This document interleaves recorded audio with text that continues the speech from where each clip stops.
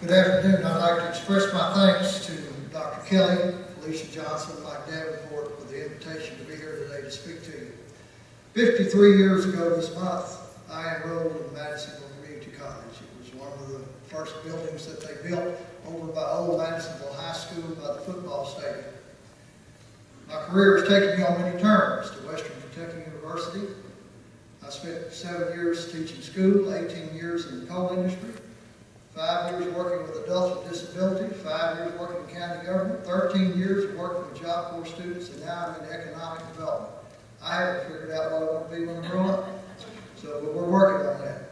But it's a pleasure and an honor to be here with you today to share experiences with you that I've had in my career, hopefully that will help you in your career. As stated earlier with Dr. Kelly, I work in economic development. And as a part of my job, I visit a lot of businesses and industries in Muhlenberg County and all over the state, but especially in our area of Muhlenberg County. And one of the things I hear from folks, they say these things to me about employees, new hires. And they're negative things. They're not things that I want to hear. It's not things that is good for me to hear in the economic development business of trying to lure industry in Muhlenberg County and help existing businesses expand and add jobs. I hear things like workers will not show up on time. They will not work when they get here. Many times they're not dressed properly. They can't pass a drug test. They do not give attention to detail. They're not respectful of their co-workers or their supervisors. And to reiterate that a little bit, I talked to a gentleman from Union County who has a major business. He has contracts with Walmart, so it is a major, major business. In June, he hired 150 people. At the end of June, he only had 20 workers out of the 150 still there because some had been dismissed because of drug violations and not showing up on time. One gentleman showed up the first day 15 minutes late for work. He was addressed by his supervisor, and he said, "I was only 15 minutes late." 5 minutes early is late in a lot of places. So I encourage you.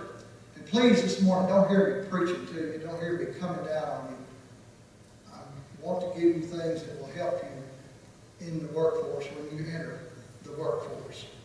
I read this statement recently and I thought, man, they're kind of hard on the young adults in this country. The gentleman wrote this, that our youth love luxury, they have bad manners, contempt for authority, they show disrespect for their elders and love meaningless chatter in place of exercise. They no longer stand when elders enter the room, they contradict their parents, they talk when company is present, they gobble up their food and tyrannize their teachers. I thought, boy. And then I read on, you know who made that statement? Socrates, the Greek philosopher, way back in 469 BC before Christ. He made that statement about the youth of the day. So I guess as youth, I know my generation was frowned on because we had the Elvis Presley generation where he was wiggling his hips and dancing, and that was bad and vulgar back then. So every generation, youthful generation, has eyes cast on them from older folks, maybe thinking that they're disrespectful. But I want to give you 10 things real quickly, just real quick, a quick list, that you can do with zero talent.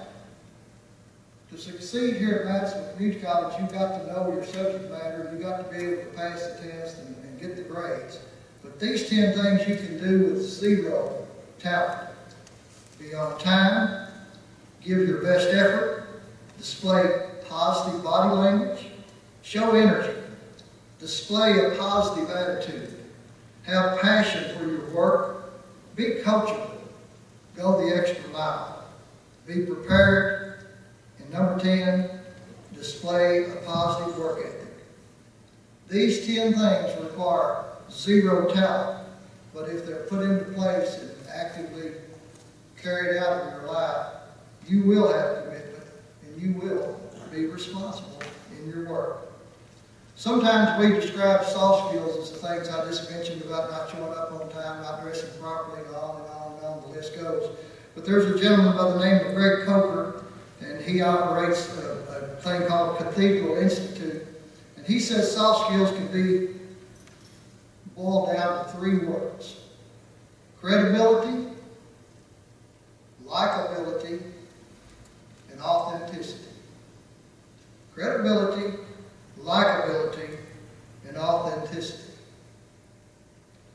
I want to say to you, as future workers in today's fast-paced work world, you can't have a $1 million dream and have a minimum wage work ethic.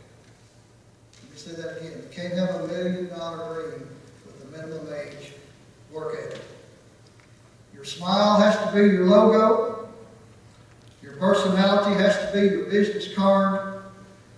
And the way you leave others feeling after they've had an encounter with you will become your trademark. In closing, I say to you, work for a cause, not applause. Live life to express, not to impress. Don't strive to make your presence known. Make your absence felt. I wish you the best in this school year and in the future years of your life. I hope you make someone a great employee and you can look back on this day and think, I remember that old gray-haired man saying that way back in 2017. Thank you.